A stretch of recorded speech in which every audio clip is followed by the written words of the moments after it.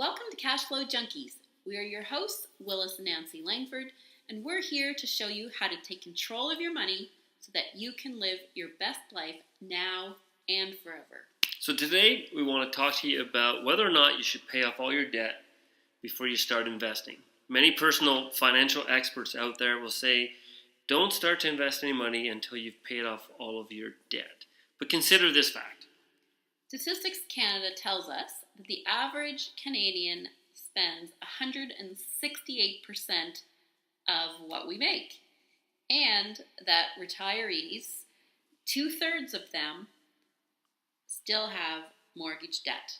So this is crazy when you think about it. You don't have to be good at math to understand that this is really bad habit. Yeah, but the problem is, if you're going to wait until you're debt free to start investing, and 2/3 of Canadians are retiring with debt, and we're spending 168% of what we make, the point I'm trying to make here is that we'll never be debt free.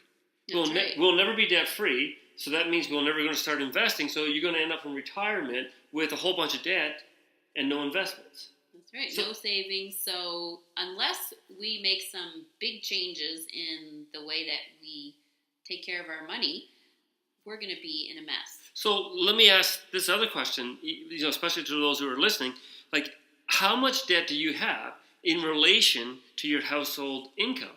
The majority of Canadians have 3 to 4 times their annual salary in debt. So if you were to wait until you're debt-free to start investing, how old will you be before you start investing? And will there be enough time left? So if you're 58 years old and you're finally debt-free, and you're like, I'm going to start planning for my retirement, you only have a few years unless you don't want to retire until you're 90. So what is the solution here, Nancy? Well, I think it all boils down to the effective or ineffective structure of your debt and your investments. For example, if you have a lot of consumer debt and unsecured debt at high interest rates, so this would be things such as credit cards, car loans, or lines of credit. Yet, on the other hand, you also have an RSP or TFSA at the bank in a high interest savings account, which means next to no interest, then you're earning nothing on that savings, while on the other hand, you're spending a lot of interest on your debt. So that doesn't make sense. So what's happening here is that you're actually working against yourself and against your financial health. This is because you're paying significantly higher interest on your debt than you are earning on the savings. So you're actually unknowingly eroding your own wealth.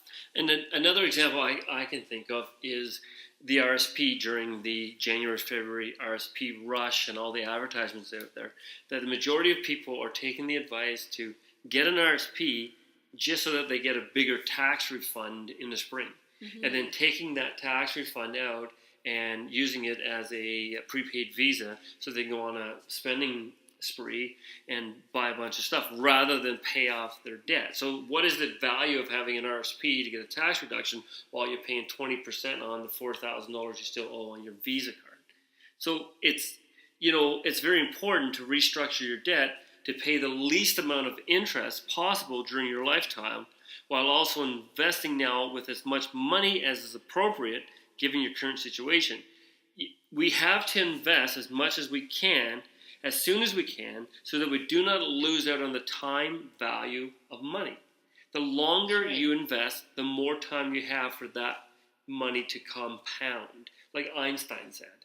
That's right, and I love this quote. He said, "Compound interest is the 8th wonder of the world. He who understands it earns it.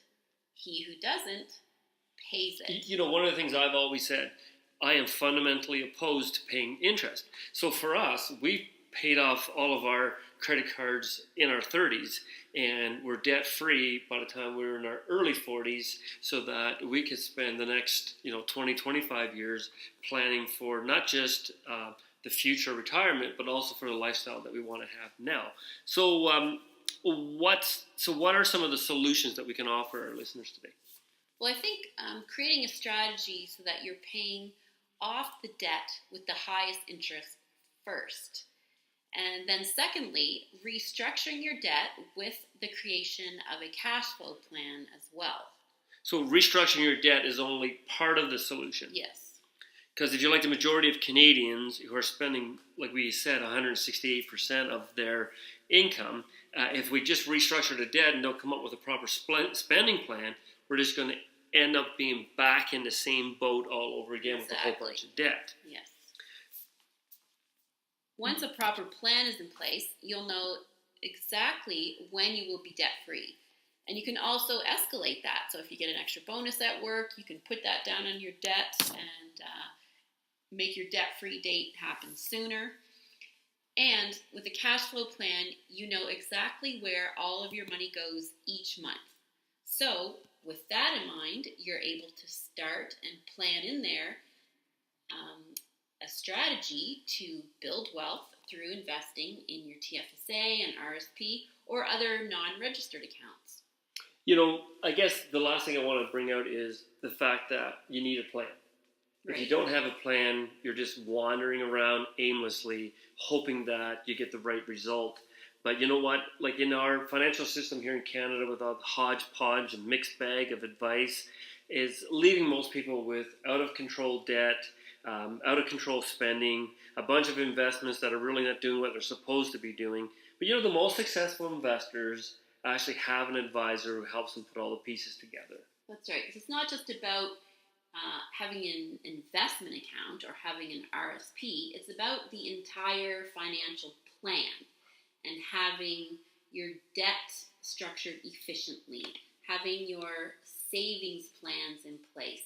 But, you know, that's also talking about the future. And we like to talk about the present and how we can help you create the best life now with the money that you have. So you don't have to be like most people. That's right. You can be above average. You can take control of your life and your finances and get the best outcome possible.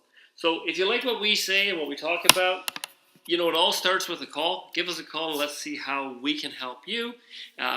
If you like what we're writing and talking about, subscribe on our website at langfordfinancial.ca. Top left corner, it'll say subscribe. Put in your name and email address, and we'll send you our newsletter that we send out monthly. And you'll also, here on Facebook, see our podcast as it comes out. Until next time, remember, it's your life and your money.